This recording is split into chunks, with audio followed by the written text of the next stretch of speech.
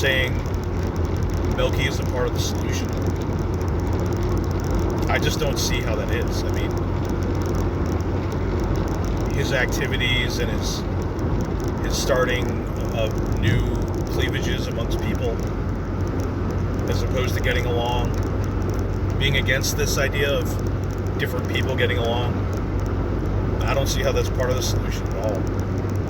I mean, having a guy go online and say Hitler was right and moralizing, kicking people out of your country. I mean that's the thing. Like his post. If someone is in your home, your house, the United States is Jews' home. Like they're fucking citizens. Maybe they haven't been here quite as long as wasps, but they moved here and became citizens. So like, who the fuck is this guy to say, oh, I'm the real American, but these people aren't? Like, there's Jews that have have done more for American society than Melky could do in 100 fucking lifetimes. You know? So like, who the fuck is this guy to say such things? It's just this...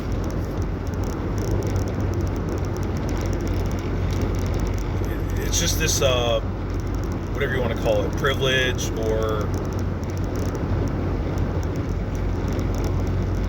chutzpah to think like he has some type of authority to say I'm a real American and all these people are just fucking trespassers, intruders. And he just comes up with various ways to justify this. Like, oh, the founding fathers were Christians and they really meant to establish a Christian state, which they never even really said, but I guess it was implied. I don't know. This is at the core of this guy's identity. It's like, I'm a real American, I'm a Christian, I'm legitimate, you're not. Only baptized people can be legitimate.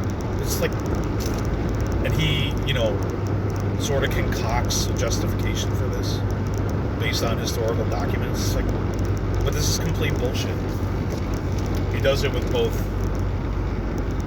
the Constitution or the Declaration of Independence, and he does it biblically through supersessionism or whatever. It's like, Jews aren't legitimate and we are. Like, he would just spend hours talking about this bullshit. And yeah, no, you asked if you were a Nazi. You're definitely not a Nazi, but it's like, I just don't understand why everyone gives this guy a pass. Many Jews, even Luke on his show, and you. It's just, could you imagine, what would you do if you had I don't know if you have grandkids or kids or whatever. Say you had a grandkid and they had a professor that was online talking about how, like Hitler was right in his persecution of the Jews. Whatever, like the Holocaust didn't happen, Hitler was right. Would you say like, oh, well, he's just confused. He's going through a period. He's just posting out an aggression. Like at what point does it become inappropriate? Where you're like, what the fuck? You know what I mean? It's like, I would love to have a pass as much as this Melky guy does. It's just, I don't know. It blows my mind.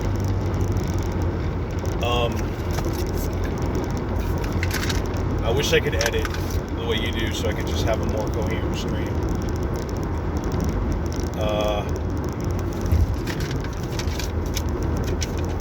So when you're talking about which regimes are worse than others, I mean, I think you brought up some good points, but again, I don't understand your basis for how do you evaluate how evil a regime is. I'm pretty sure everyone in the U.S. or in Western society thinks that, genocide is worse than just regular killing. But you're sort of grouping all these phenomena together and putting everything on a level playing field. And I don't know, everything kind of gets muddled, right? Leftists make the argument like, well, the U.S. capitalism is worse than communism because if you total up all the people that the British colonial empire killed and the French colonial empire and the Spanish, and capitalism has actually killed more people than communism. Or you could say the U.S. through their various wars, and yeah, the U.S. government has done a lot of fucked up shit over the years. The U.S. killed more than the Khmer Rouge, so therefore the U.S. is worse than the Khmer Rouge. It's just like, I just feel like it's being dense to, if you're just going to do it by body count, yeah, you can make that argument. The U.S. is worse than Cuba. The U.S. is worse than Venezuela. It's worse than the Khmer Rouge. It's worse than the Vietnamese regime. So it's like, what basis are you evaluating how bad a regime is? Is it just by body count? Because to me, that's just a dense way to do it, and it's not having a realistic view of the world. I mean, in our society, we consider killing people for who they are worse than for other reasons. Like, maybe you want to say this is like leftist indoctrination that I've had through my schooling. I don't know. But we would look at an event like, now I can't remember his name, but I always can, but the guy who walked into not Charlottesville, god damn it, Charleston shooting. They call him a saint, some of these crazy alt-righters. The guy that killed, 9 black people in a church. People consider that a worse, more despicable act, going and executing 9 black people because they're black. People think that is a more dastardly act than, say, like killing librarians because you don't like librarians or something like this. I mean, maybe you're saying that's an illegitimate way to look at things, but it seemed like you were just putting everything sort of on a level playing field. Like, we have abortion and we have euthanasia.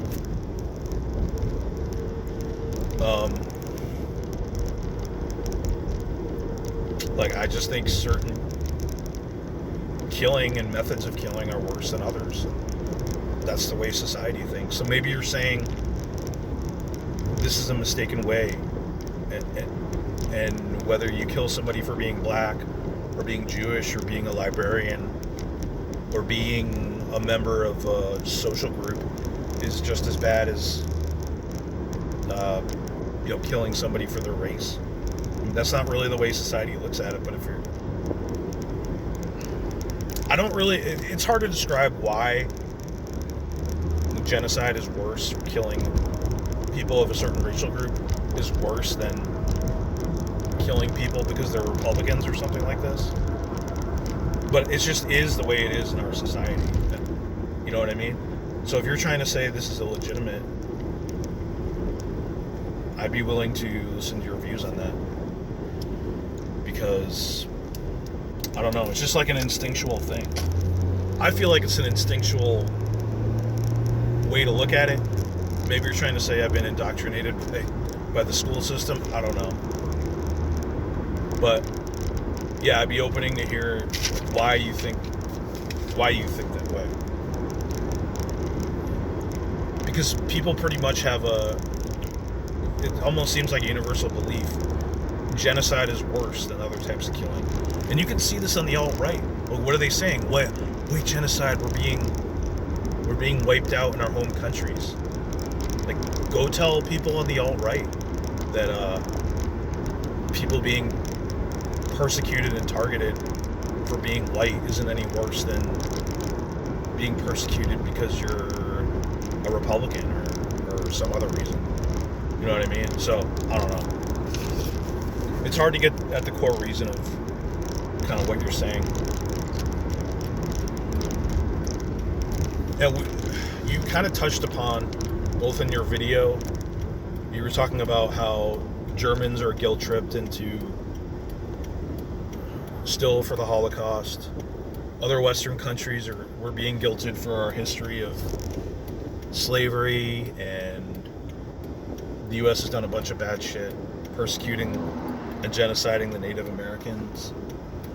I don't think there ever is a time. I don't think there'll ever be a moment where you say, "Oh, we shouldn't like." Why do we have to be harassed about what happened to the Native Americans? You know, it was 300 years ago. I think it becomes a part of your country's history, and you have to make amends and pay homage for the history of your country, even if you're not individually responsible for it. I think it's healthy to not be endlessly guilt tripped, but to come to a healthy view of past historical injustices. And every nation has those. Pretty much every nation on earth. Israel included. You know, I saw Israel's like a really tough one to fully understand. It being, you know, possibly the most complex geopolitical situation on planet Earth. But I believe you're responding to somebody regarding Israel, and that, you know, all the Palestinians that left, they did it at the behest of the Egyptians or the leaders. That's true to a certain degree. But I think Israel did ethnically cleanse, and they did kill innocent people. And there's a reason behind that. I'm pretty sure Israel was under attack, and they didn't think they would have a viable country without a contiguous critical mass of land that didn't have hostile elements that wanted to destroy Israel on it. So, I mean, you can explain it, and I don't know if you want to say justify, but I think Israel did sin and commit atrocities in its history. And Israel, if it wants to be a Western regime that values human rights, not like one of these Middle Eastern dictatorships that just kills people and doesn't give a fuck. I mean, they got to be honest about what was done, and yeah, apologize or say it's a part of our history and we can't change what happened, but we respect the people that were killed. And I think every country has to do this. Even Elie Wiesel said, "The children of the guilty are not guilty, only the guilty are." But I also think a country like Germany and other countries where collaborators took part in this mass atrocity, I mean, they have to take a good hard look at their culture and what allowed that to happen. It doesn't mean you say we have to trash our whole culture like people are trying to do now with Black Lives Matter and smash all of our statues. But we need to take a good hard look at ourselves and say, you know, we don't stand for that now, or we try to make amends.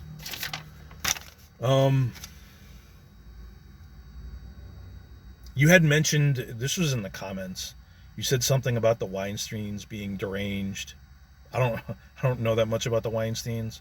I just thought they had good takes on leftists, because they are leftists as far as I know, and so they seem to be pretty good at breaking down leftist beliefs.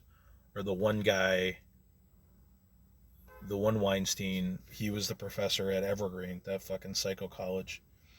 It's Eric and Brett. I couldn't remember their names before, but I don't know. I've seen some of their material. I thought it was good.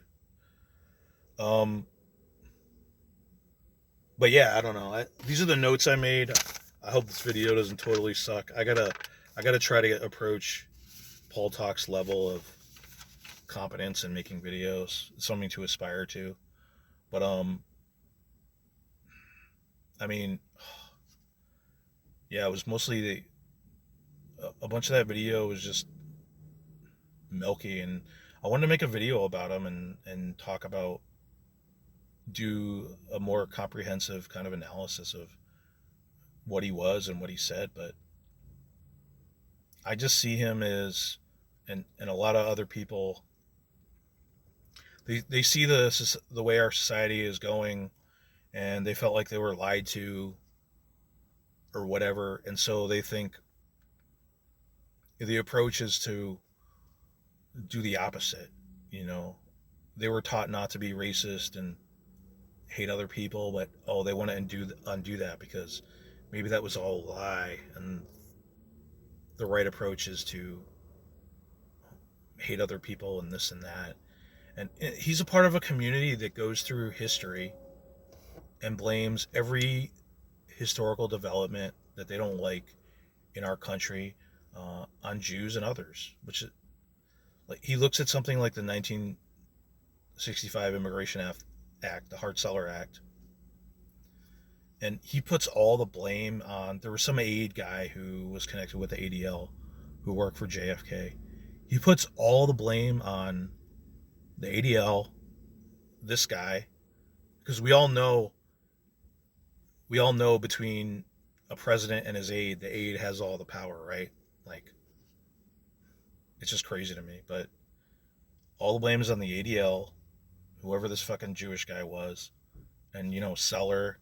And like, there wasn't all these other fucking people and WASPs that push for and pass this legislation. And that's just one example.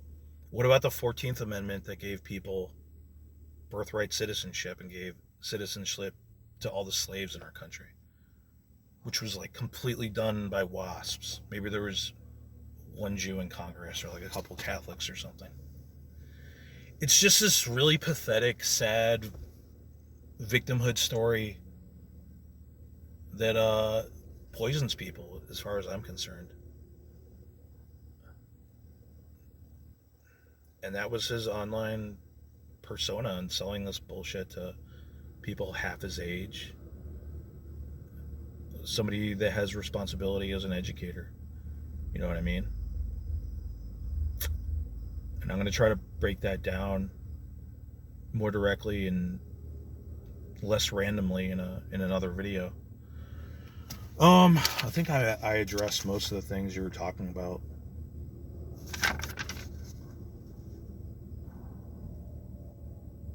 So with that, I hope this video didn't totally suck, and I'll talk to y'all soon. Have a good day.